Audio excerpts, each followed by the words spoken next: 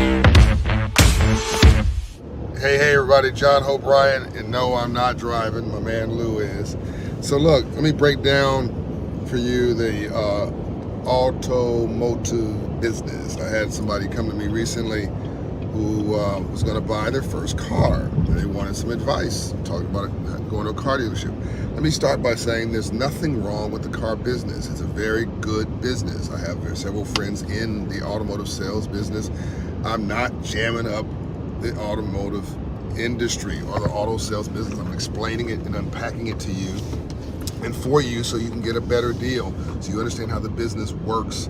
So I'm unpacking the auto sales car lot business. Please take notes, write this down, tell your friends, and when you're done, go see a Hope Financial Coach at a Hope Inside location near you. You can download the Hope in app. It's free.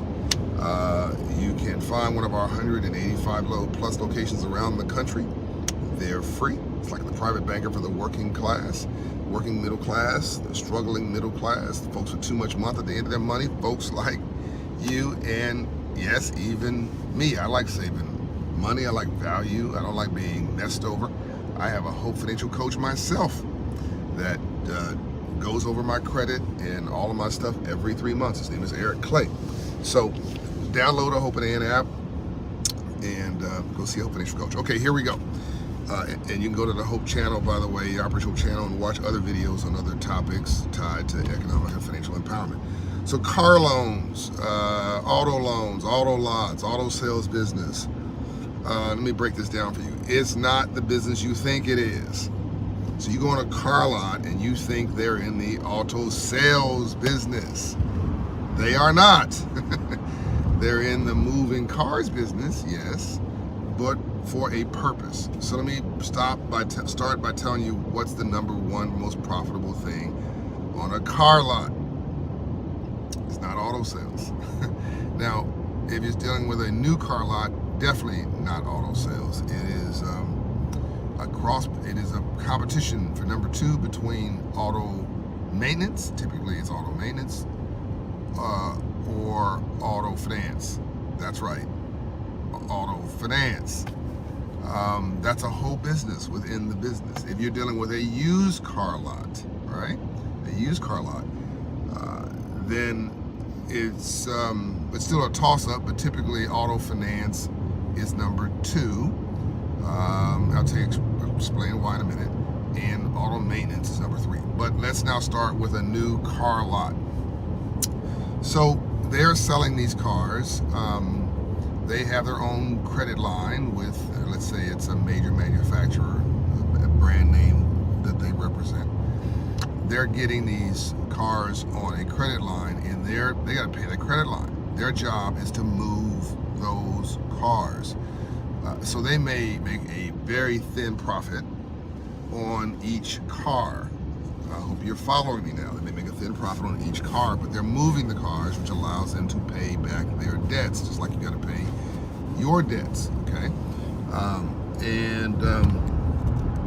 like the way they type up. That's why I just put it in, and I put it back, I put it out, and I put it back in again. I'm vain too. So you say, well, gee, if they're in a car business, how do they make their money? How do they build wealth? Well, you're moving the cars because now you have a relationship with the car purchaser. And the first thing that they're gonna do, and because when you're going to that lot, you're asking what's the payment, right? Wrong question. Never ask what the payment is when there's an interest rate attached. Write that down, tweet that. They never ask, John O'Brien told you, Operation Hope, never ask what the payment is when there's an interest rate attached. But a lot of our folks are paymentized. What's the payment? What's the payment? What's the payment? It's a whole other video. What's the payment? So then the car lot's got you. They know if you ask them what's the payment, then they can bamboozle you on question number two, that you typically ask. Can you help me with financing? Or can you finance this? Can you get me finance? They then walk you in, because typically most people don't walk into the car dealership with their own financing, because that would suggest you're financially illiterate, that you've got a relationship with your banker or your credit union, you've got a pre-approval. That's a lot of work most people don't do. All right, I do it now, but it's only the last few years. Typically I would, before that, just walk on the car dealership lot like everybody else, so don't feel bad. All right, so now they walk you into this little room that you think is a room the finance department is really a separate business. It's an LLC, limited liability corporation, typically. And in that room, they have a range of tools at their disposal, none of which they own.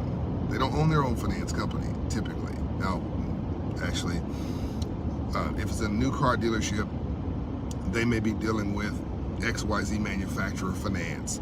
That's called a captured finance company of the auto manufacturer. But that car dealership doesn't own it. They just have a relationship with them. Is this clear so far? Are you guys following me? All right. Now, they don't own that car dealership finance company. It's captured at most. They have a preferred relationship. Typically, though, it's a brokered relationship. So that car dealership is placing your debt, your loan, with somebody. This is where the trick comes. So let's assume you get a lower payment. You're able to negotiate a lower purchase price. You thought you're gonna get the car for $20,000 or $15,000. Let's say $15,000. Now you actually get the car. You negotiate down to $13,500. Good for you. Maybe not so much, because they're gonna still get their money. They still need their commission on sales. The dealership still needs its base price. So they're gonna go into the car dealership because you're not paying attention. Now you're relaxed because you thought you caught a good deal, and all you're focused now on what's the payment. So now they're gonna go to a finance company that might have offered you a 4%, 5% interest rate if you've got okay credit, not great credit. Great credit would be a lower interest rate, by the way. Great credit might be 2% or in this current environment, or zero interest rate, actually. It's a whole other incentive-based thing I won't go into at the moment. But if you're not paying attention, they may offer you 4, 5, 6% interest rate. You're not paying attention, but they're giving you the payment you want. What you don't realize is when they add on fees, they're padding the basic thing. They pad fees and closing costs, closing points, and higher interest rate. They're getting all their money of that. Not only that original purchase price, maybe even more, and you never notice it because you're just concerned about what that payment is. You don't realize what the upfront fees are that you financed. They get that money immediately, and the interest rate over time that they're sharing with the lender. Hello. And so this is 7 minutes, 24 seconds. Tell your friends, if you don't want to listen to John Bryan rattle on forever, just go to 7-minute mark and watch from 7 minutes to 7:45.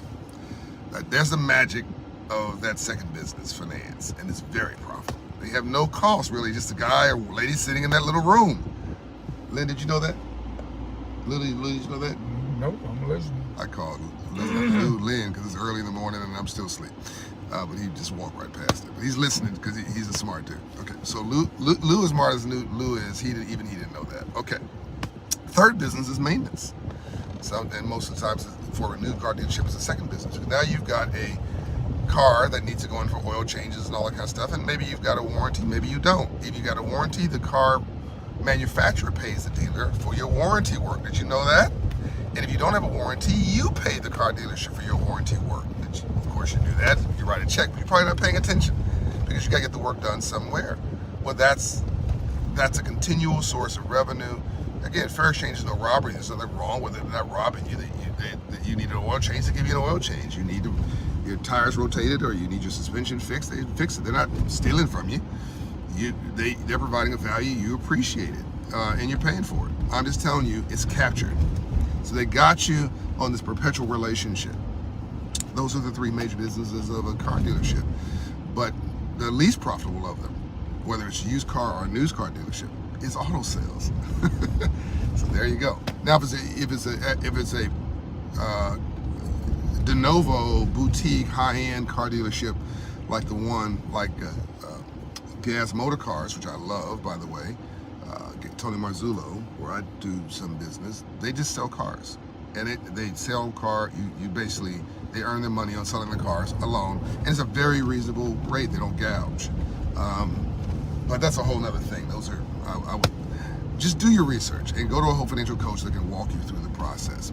But don't just ask ever, what's the payment when there's an interest rate attached. John O'Brien, love and light, go to Operation Hope.